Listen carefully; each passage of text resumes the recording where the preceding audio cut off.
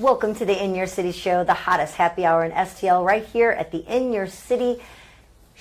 No, it's at the In Your City show, but we're actually at the Lou Information Station on the new KLAS 590 AM. The great thing about this is everything is streaming 24/7 at louinfo.com. It is the way to watch your favorite shows. Hopefully we're one of them, right?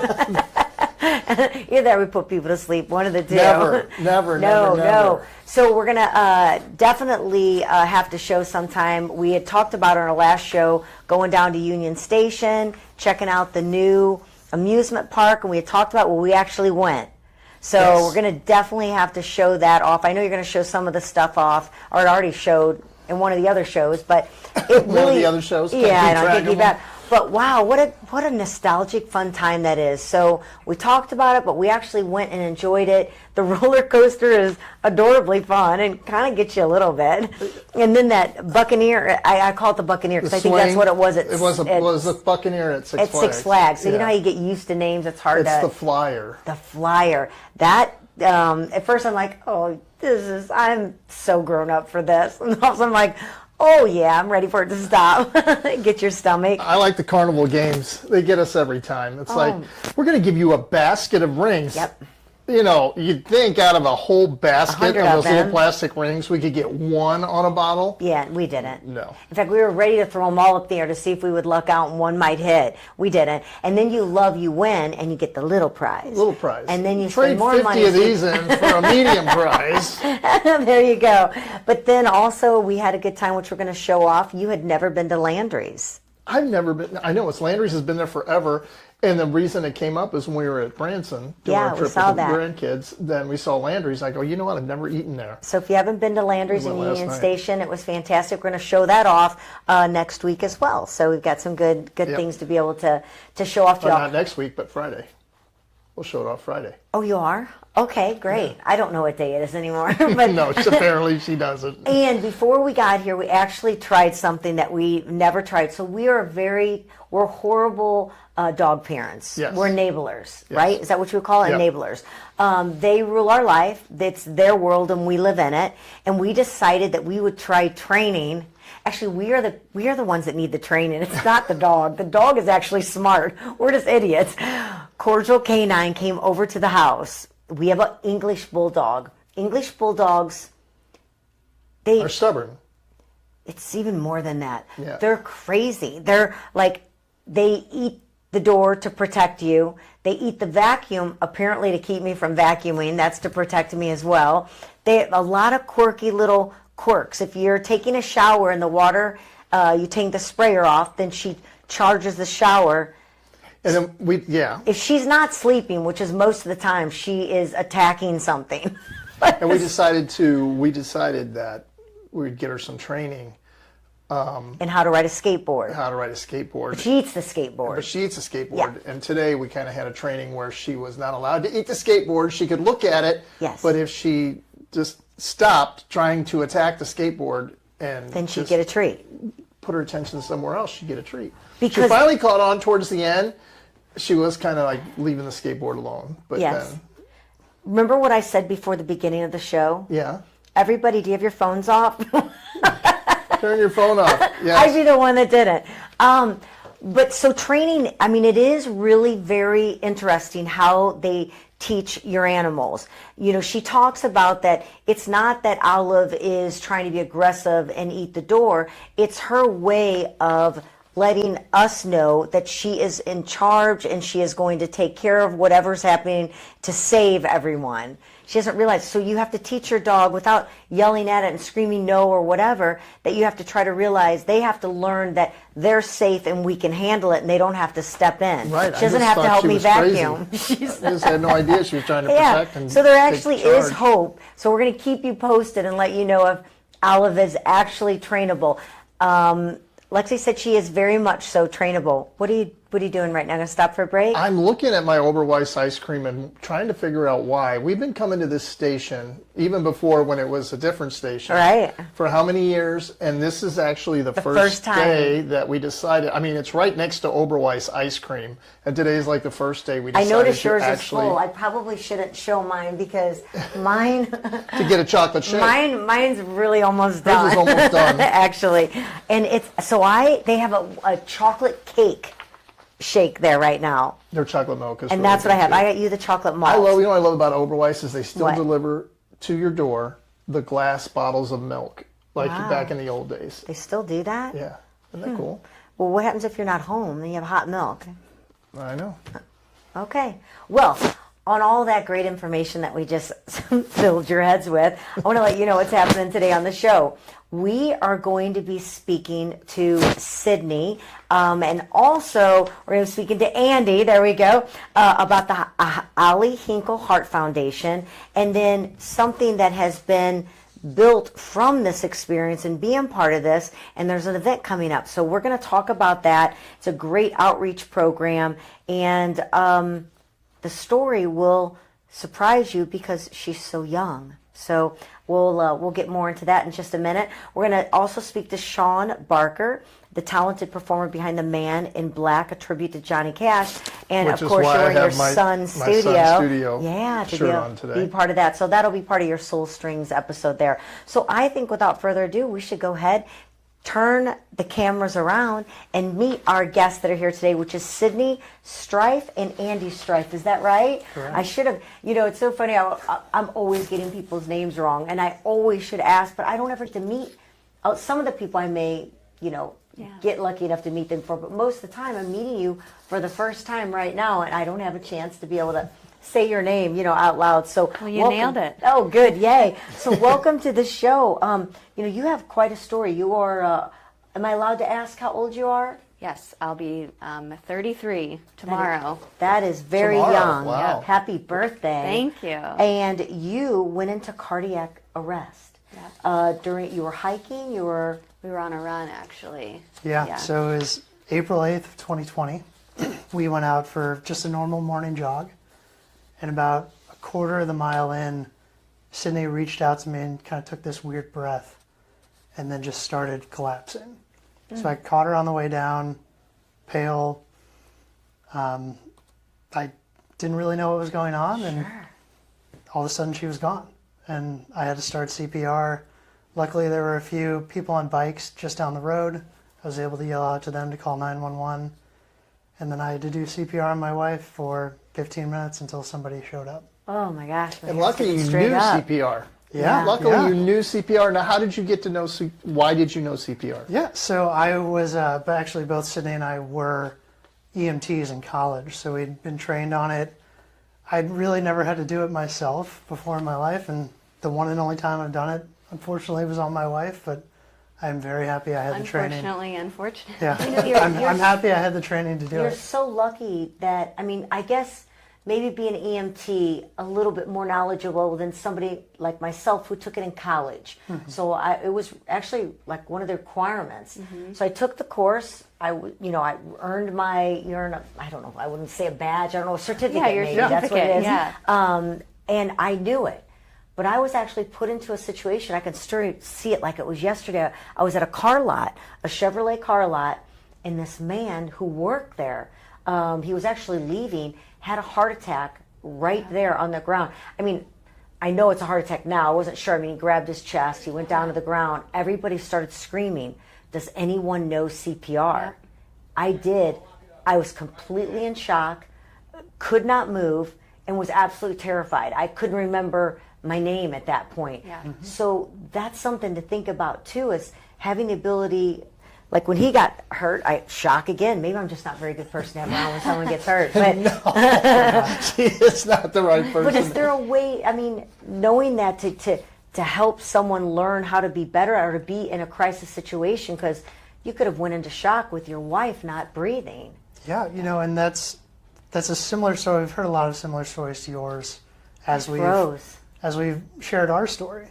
And we thought, what better way to kind of help the community than to just try to give some people some more education, some more confidence to step up when somebody needs your help. Yeah, instead of filming. Right, exactly. Yeah. I read no, and He feels the same way we do. Yes, It's like, well, why don't you help them? Yeah. Put Yeah. your phone down. Jump in. there weren't cell phones when this happened to me, so there wasn't anything. Everybody's fully engaged now because we didn't have that distraction of maybe we can have the next best viral video, which is so sad. And actually, just before you came, I was looking on Facebook, and someone had just made a post about a terrible accident, very terrible. I won't get into the details. And instead of someone going to help this victim who was very badly hurt, they were just filming it. Yeah. Just filming it. How do you stand there and film instead of helping someone? So, Wild. you know, I hope you didn't have that situation when you're screaming for help for 911 that people were, let's get this on film rather than helping the situation, right? Definitely. Oh my gosh. Yeah. So that's pretty incredible. I mean, luckily you had the training. So did you, at the time that this incident happened, this is something that just has me a little bit right now, is that, did you go from husband to EMT? Because, you know, you have that mentality, this is my wife, oh my gosh, I got to save her, or did it automatically just kick in from your training that I'm an EMT now and I have to take care of I the think it was a situation? little bit of that. I think it was shock most of all. Yeah. And I was just, I knew the So motions young. I needed to go into, and luckily I could save her life. And you know what's so interesting about this, because I want to find out this too, is that this incident, isn't it funny? I've heard stories like this before where an incident that happens you think is tragic, but all of a sudden it leads to something else, a discovery that you guys didn't know. What was that discovery? I'll let Sydney take it from there. Yeah, so after Andy was starting CPR and the EMTs arrived and I ended up in the hospital, we discovered that I had an undiagnosed heart condition. So I was born with a very large hole in my heart that just was never caught. Throughout my whole life, I was super active as a kid. You heard we were on a run. We had done a triathlon, 2 years before that or something, and never had any issues. And we hear this in the news a lot, right? Ronnie James, there's lots of kids recently who, go into cardiac arrest on the basketball court or the track field because they have an undiagnosed heart condition. So that was my story, is that I was born with a hole in my heart and didn't know about it. And no symptoms at all. No symptoms at all, That's so except interesting. cardiac arrest, which is extremely rare. Because I remember, so I had a friend of mine that I grew up with, and his sister, who was just maybe 2 or 3 years old, found out that she had a hole in her heart. Yeah. You know, she didn't make it at a young age. You know, Yeah. but it's like, so. I mean, it's crazy that it went. These things go undiagnosed. You think that would be something that a doctor would see. So was it? Yeah. Is it something that was small at the time that you were younger, and then got larger as you got older? It was, and the screening protocol for infants, in the when you're born, you just kind of get a pulse ox, right? They just kind of check how are you breathing, and then they send you home. That doesn't really catch all of these, right? I needed some imaging. And it was really hard to visualize. I did have some imaging at birth. It all looked good.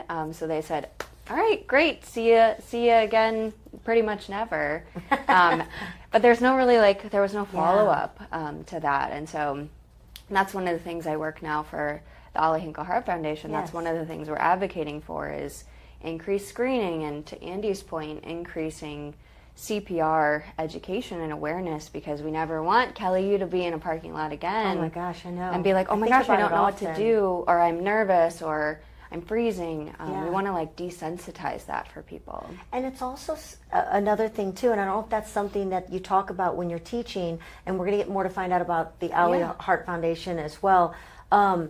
People are afraid to touch people now or to do anything, because what happens if I step in and I start to do CPR and you don't make it? Am I going to get blamed for that death, or am I going to actually hurt a rib? Or, it's so scary. The world's so different. How do we get past that as well, Andy? Yeah, I think the most important thing is knowing that doing something is better than doing nothing. Right? Yeah. That's what we advocate most. We're going to give you all the skills you need, and just be the one that steps up. Sure. That's all we can ask for. Right. Yeah. Yeah, you never know. You might actually do something to help. And Yeah.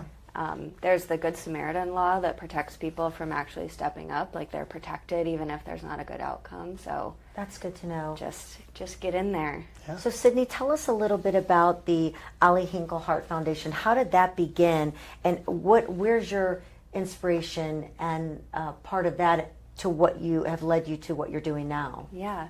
So about a year after my cardiac arrest, I was feeling kind of to Gordon's point, like I needed to do something, right? Like I had to take this story and like turn it into something.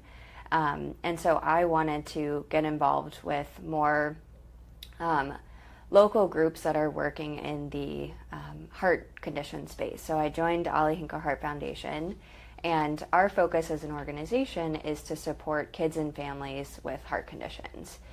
We do a lot of work here in the St. Louis area as well as nationally. And one of the things that we were inspired to do through my work with the foundation is start a new program that we're calling the Sydney Saver program that is all around exactly what Andy was talking about, teaching people how to do CPR, how to use an AED in an accessible and easy way. Like, can we bring that to you in your community, in your space, so that you're never kind of afraid to jump in or worried about doing that. So I've been very honored to join the foundation for the last almost 5 years now and get to build up this program alongside them. Yeah, because I'd never heard of it until again, you received an email and I'm like, oh gosh, what is this about? And then you have an event coming up, and anytime we can do something that can help save another's life, is a wonderful way to be able to support. So what is CPR at the bar? Because we got church at the bar. Brewski's had church at the bar. Now we got CPR at the bar. Yeah. It's like, well, there's a lot we can get at the bar besides drinks. There's a lot you can get at the bar. That's right. So part of the Sydney Saver program is kind of these events that I was talking about. How do we bring CPR to our community? So the first event that Andy and I started about a year or two after my cardiac arrest it's called CPR at the Bar. And so it's just a really fun way. We hosted at the Olive and Oak event space.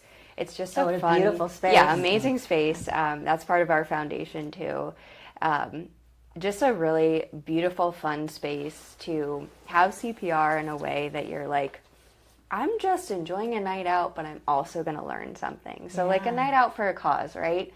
And we're just kind of destigmatizing it, or if you've ever taken a CPR class, I know, Kelly, you mentioned you did in college, they can be pretty boring, just like sitting in a room watching a video. I'm ashamed to say that I haven't, and I need to. Yeah. Yes. Well, you should come to CPR at the Bar. Yes. There's a reason to have a cocktail. There you go. Right? And so we have a band, we have food, we have music, and we have our educators there. We can have the big dummy too. Remember the big lady we dummy? Have all the dummies. She still look the same. Yeah, they pretty much look the same. A little creepy, but extremely. Yeah. Remember we did with the plastic over the mouth, and of course there's always the guy in the class going, something gross with the dummy in college. Yeah, so that's one of the events that we host, and then we have one coming up next weekend. That's a community event coming up on, well, I guess it'll be this weekend, September 6th, which is Saturday at the North County Recplex. So we're really excited to host that. So that one will be a little bit more on the... That won't be quite at the bar. Yeah, it won't be quite as exciting as the cocktails along with CPR, but this one will be a little bit more... probably educated folks there. This is family friendly. There you this go. Is our family friendly community event. Yeah, so families are welcome. We're partnering up with Blues for Kids, so the St. Louis Blues, their community group, and then another organization, Street Geeks, to host this event. So we'll have a giant inflatable mega heart. It's like 25 feet tall. You can walk inside of it. It's That's super cool.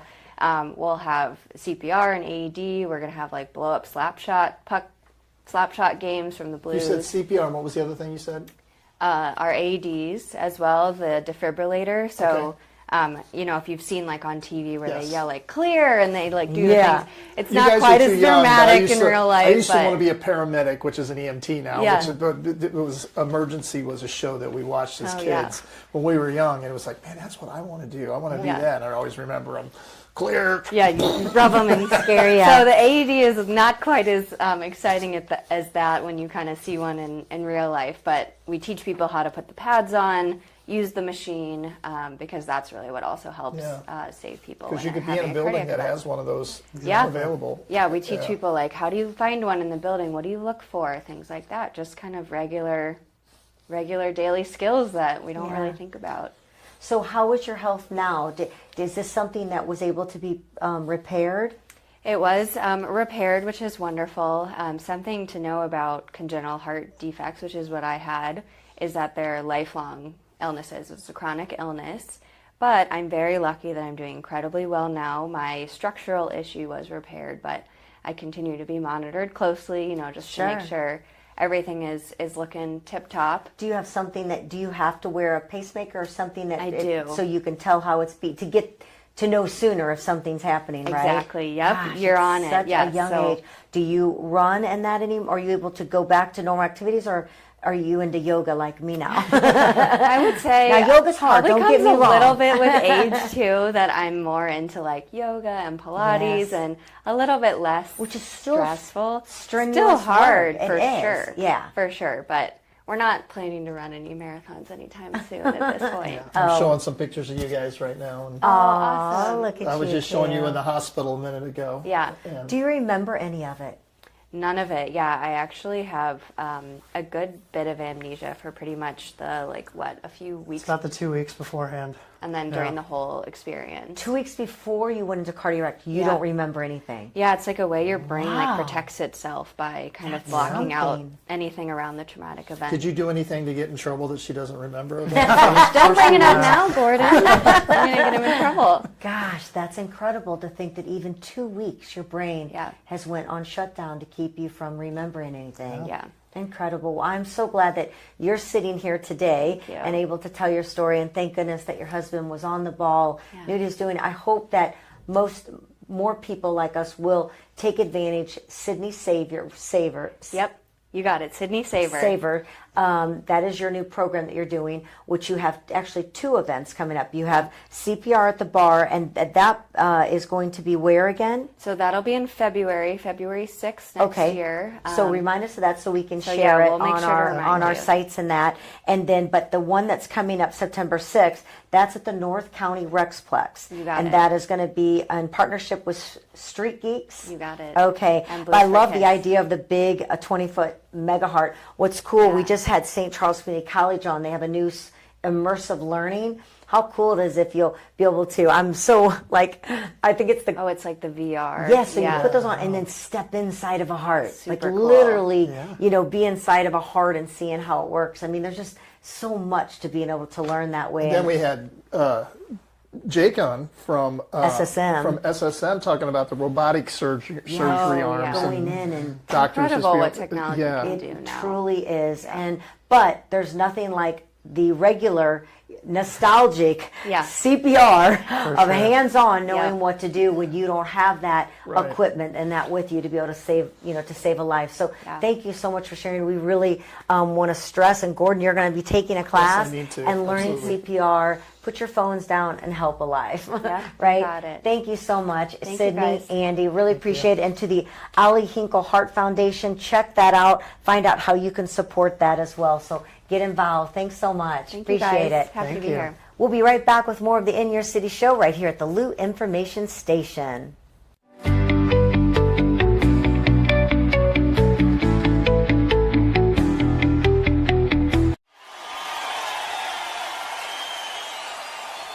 The train a coming, it's rolling around the bend. I ain't seen sunshine since I don't know when. I'm stuck in Folsom Prison, and time keeps dragging on. But that train keeps on rolling, on down to San Antonio. Phoenix, Chicago, Fargo, Minnesota, Buffalo, Toronto, Winslow, Sarasota, Wichita, Tulsa, Ottawa, Oklahoma, Tocqueville, Bear, Killer, Amadilla, I'm a killer, I've been everywhere, man. I've been everywhere, man. Come on!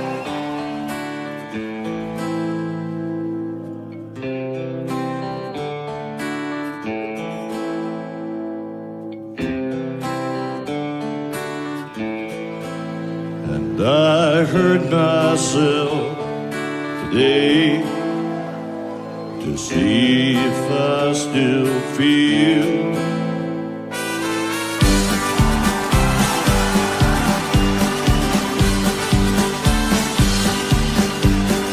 I fell into a burning ring of fire.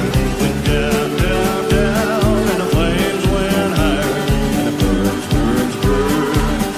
The ring of fire, the ring of fire. Say, sit, make some noise! I fell into a burning ring of fire. Went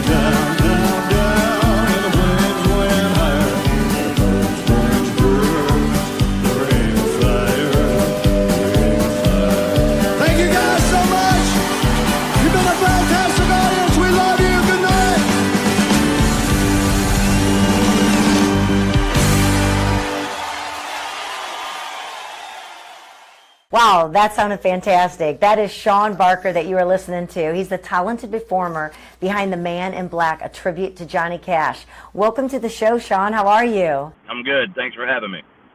Oh, good. A little bit of a delay there. Yeah, we are a little bit, but you know what? I want you to make note of the shirt that I'm wearing today, just for you, brother. Little Sun Studios What you got? The T-shirt. Sun Records? Yeah.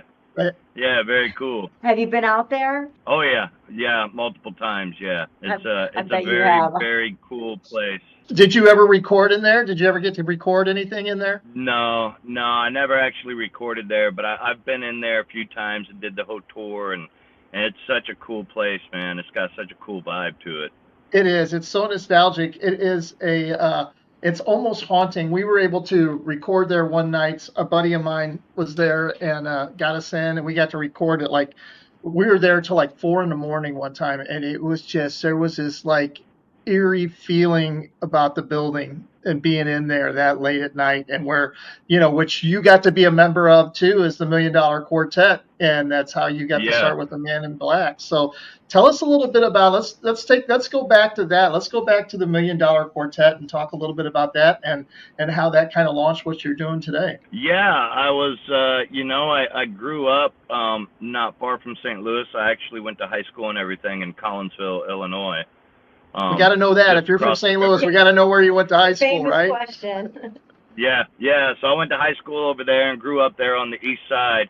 But I was doing music and singing for bands and stuff like that. And then I'd gotten into doing like Elvis tributes, and I was going around and doing a tribute. I got a tip. They were auctioning out in California for this new play, Broadway show. Elvis was one of the characters in the play. I had no idea what the play was about at the time. So I sent an audition tape out, and the director is a guy named Floyd Mutrix. He'd done a few films like that. And Colin Escott, who did the documentary Long Live Rock or Hail Hail Rock and Roll and stuff like that. He's a big old rock historian. They contacted me back and asked if I'd be interested in sending an audition tape as Johnny Cash. And I kind of reluctantly did it. I knew Johnny Cash's music, but it really wasn't what I was doing at the time. And so I did like line and pull some, and they instantly cast me in this Broadway show they were working on, and I started going out to Hollywood. About a month at a time, I'd go out, and we were working on script reading and things like that. And it turned out to be the Broadway play, $1 Million Quartet, that's been pretty long-running play now. It was in Vegas and Chicago and Broadway. While we're working on the play, though, it was still in kind of been picked up. I started working on what is now the Man in Black show because it was just cool. I enjoyed what I was doing, and kind of wanted to see if people would be interested in a full-on Vegas-style show about Johnny Cash. And man, we took that show off, and I got so busy I never actually took the stage with the $1 Million Quartet because I started the Man in Black show. I got so busy that I didn't have time to do both, and I ended up dropping the $1 Million Quartet show. I never went to I kind of wish I was stuck with it and did the Broadway part just so I could say I'd done, just to add that to my resume, but. When you have your own show and it's successful like that, I got 22 years later and I'm still running the Man in Black show and still touring, 60 shows a year. So what is the most, speaking of the Man in Black, so what is the most requested song from the audience for you to do, and which one is the most difficult song for you to do, or was the most difficult for you to learn and do? The biggest requested song by far is Ring of Fire. Everybody wants to hear Ring of Fire. People are shouting it out throughout the course of the show. And of course, we're going to play Ring of Fire, do a Johnny Cash tribute without playing Ring of Fire. The most difficult song to learn was a song called I've Been Everywhere. Oh, wow. And if you're not familiar with it, it rolls through like tons of cities at a time. Each chorus is just like this huge list of different towns and cities, and it moves pretty fast. It's not difficult anymore, but when I was learning it, it was a lot to learn. It was a really, really go over city by city by city and memorize. I can see that because some songs, when you listen to a song and you perform a song or you learn a song, it's usually verse, chorus, bridge, chorus, and then chorus again, and you're out. And it's usually there's repeating of it, but with that song, there's no repeating because everything's different as you sing it. So I can understand that. The lyrics for that song was like two full pages of So now, I would Yeah, ask, they won't leave so you out. with your show, do you actually, does, oh my gosh, why am I going blank on her name right now? June Carter. June Does Carter's she cat? play a role in the show? She does sometimes. She won't be bringing a June to this show. It didn't work out. So like the show we're doing in Edwardsville on the 13th, we won't have a June Carter, and she works with me here in Branson. My wife is usually the one who does the June Carter stuff, and we have a new baby, so kind of but it has kind of taken her off a big part of the show like she used to be. We're auditioning some people now to kind of take her place. Well, nobody's going to take her place. Exactly. To fill the shoes while she's Nice save. taking care of the baby. Yeah, nice save. Yeah. Oh, that's fun, though. I'm sure that's fun to do that. Babies do get in the way. Having the baby has definitely made being on the road much harder. So what is it like when you're doing a tribute like Johnny Cash or Elvis and people see you? Do you get those crazy fans that just get so bought into the moment that they actually try to start to treat you like you're Johnny Cash or you're Elvis? Johnny Cash thing, no. Everybody's pretty grounded. It's more like solid music fans that are coming to the Cash shows. When I was doing the Elvis shows, Elvis has his kind of own cult following of fans, and yeah, they're very, very different. Like they're serious about the tribute world, and yeah, treat you like you're actually Elvis, and I mean, it's a whole different genre of people between the Elvis and the Johnny Cash. Elvis has his own population of people that's never going away. So I've got to ask this because Johnny Cash did it, and it's like you guys have a little bit of background. You sung in church, he sung in church, but have you ever performed in a prison? 2008, there was going to be a reproduction of the Live in Folsom Prison. It was going to be the 40th anniversary of the Live in Folsom Prison show, and I was called and asked if I wanted to front the show with Johnny Cash's original band, the Tennessee Three. Christopherson was going to be part of it. We had some other special guests lined up. It was going to be like a pay-per-view event that you could download and watch via satellite. It was a huge deal. It was really going to be something special. And unfortunately, the state of California and the producers had a big lawsuit and argument about who was going to retain the rights from the show. And like days before we did it, the whole thing collapsed and got shut down. So I never got to play there. Oh, Yeah. I'm sorry. How unfortunate. Money and politics, right? This is like they mess everything up.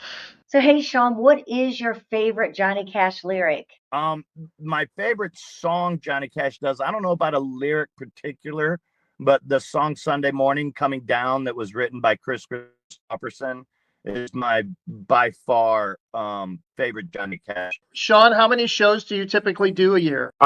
Really, it's about almost 100, including the 20 I do in Branson. I'll do like 20, 22 shows in the summertime in Branson, and then between 60 and 70 throughout the year. So we do with those 100 shows.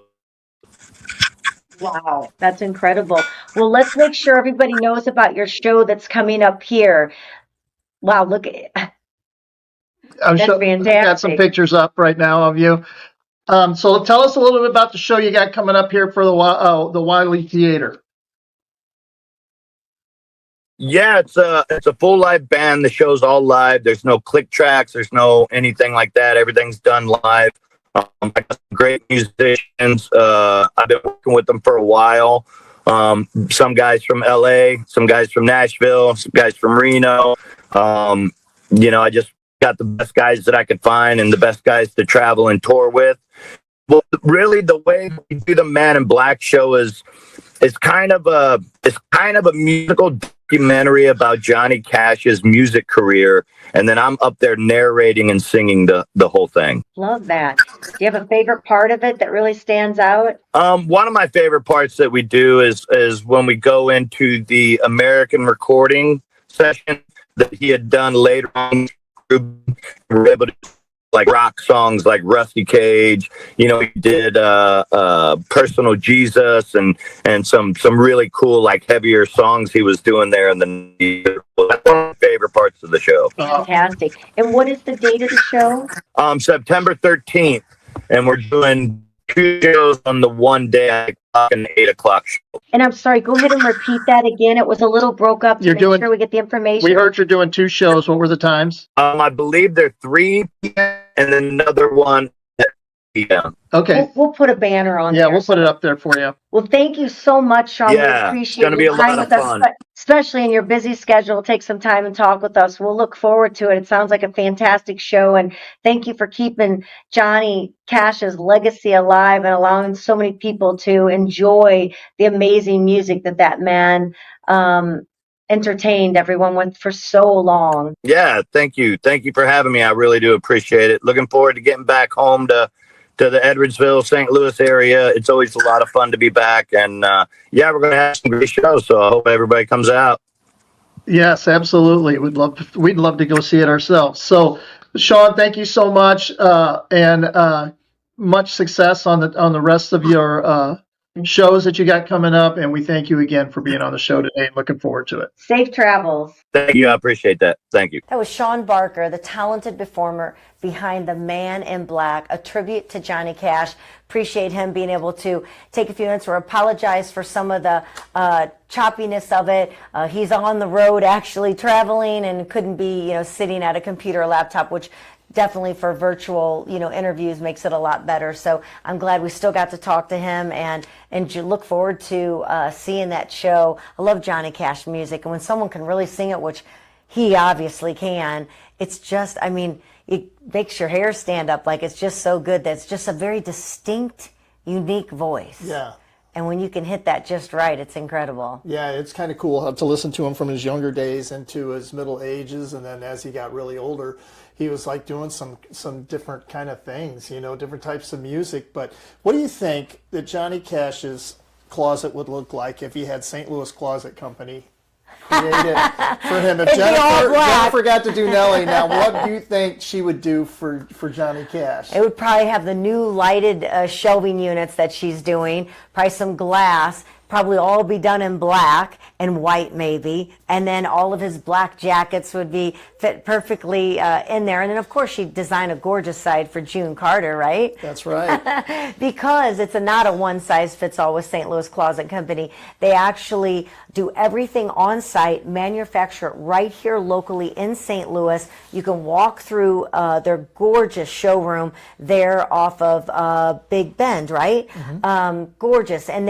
they're always coming up with something new to make our lives easier. What she says, go from chaos to calm. So it doesn't matter how small the project is to how large. And sometimes, which was cool when you don't really think about it. A lot of times you walk into these gorgeous, elaborate closets, and they're just amazing. But really what Matt was talking about, Jennifer's son, is that it's the smaller places. It's that little pantry, that little closet like we have, unfortunately, that is where you really need the help, because it made just an incredible difference in our closets to go in there and be able to take that smaller space and literally make it 3 times larger, because they're adding so much to it to allow your items to be able to fit where you're just stacking and those stupid wire shelves and things like that, that you have in your closet. So if you really want to make a difference in your life, whether it be your mudroom, your garage, your closet, some drawers, a pantry, whatever it is, call today. Call St. Louis Closet Code. Their team will take care of you from beginning to end and hold your hand every step of the way to make it a perfect new look in your home. So thank you, Jennifer, and thank you for being part of the show. So as always, it's always fun. We You know, we love the opportunity to meet different people and businesses out there. We get to do a lot of that with our magazines. For anyone who's just listening or met us for the first time, we own City Lifestyle magazines. We have Clayton, Chesterfield, and St. Charles County magazine. We literally mail these gorgeous luxury lifestyle magazines directly to the homes. I just had a lady actually call the other day, and she says, I was in the doctor's office, because we send out to like 3,000 doctor's offices and medical and buildings and businesses, as well as the homes. And she said, I was in my doctor's office reading your magazine. Where can I get this? Because we're not like a drop-off where there's piles of magazines at coffee shops.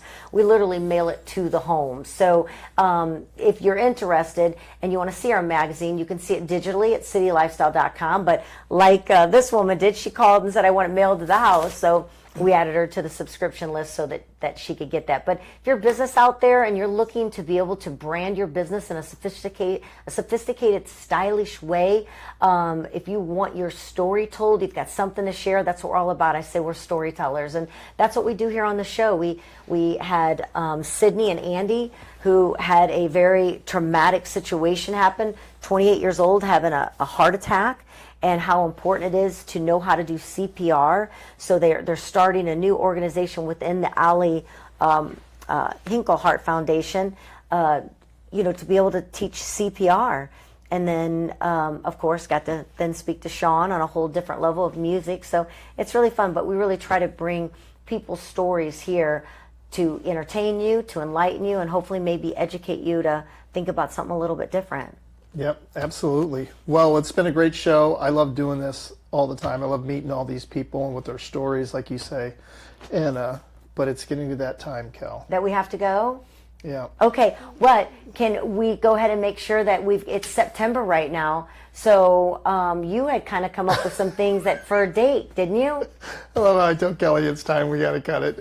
She's going, well, what about we talking? Yeah. Well, so we want to make sure that we apple picking and making apple pies. Those are great things, like easy, simple things to do for dates. So maybe if you're looking for something simple, maybe you can go apple picking at Eckert's. Go home, make some fresh apple pies, and bring us one. There you go. All right. Well, we can do 52 weeks of date ideas. Yeah. Actually, we do have a couple minutes.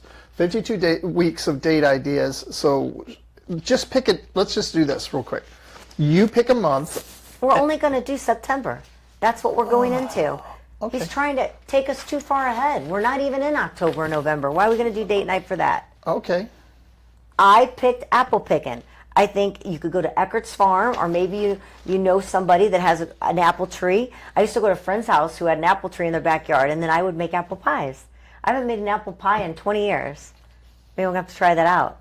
Let me just say that the bread pudding at Landry's at Union Station, delicious. Yeah, and she's an expert with bread pudding. We brought it home and had it for breakfast. I love bread pudding. So whatever it is, I hope you have a great night. I hope that you have your mocktail, your cocktail, whatever it is, to have fun with your family and friends. Don't waste a minute, because they're valuable and precious, Absolutely. and you don't know how many long you have. So until our next show, right here at the In Your City Show, cheers.